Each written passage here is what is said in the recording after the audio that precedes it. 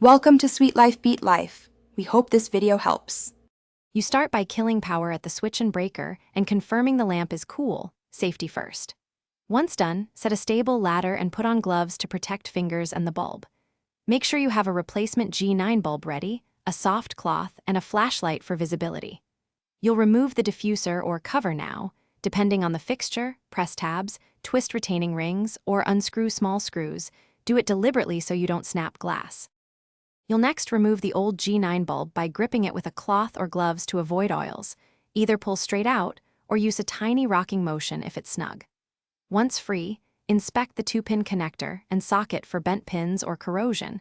Clean lightly if needed and make sure the power stays off. Insert the new bulb by aligning the pins and pressing straight in until it seats. Avoid angling, which can bend pins. Take your time to ensure a secure, parallel fit. After the bulb is seated, reattach the diffuser or cover and secure any clips or screws.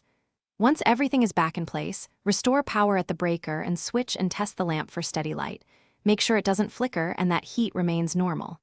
If it fails to light, try a second new bulb to rule out DOA, then check the socket for debris, loose wiring, or a blown fuse in the circuit. If problems persist, turn power off and consult a qualified electrician. Thanks for watching. Consider subscribing if we helped you.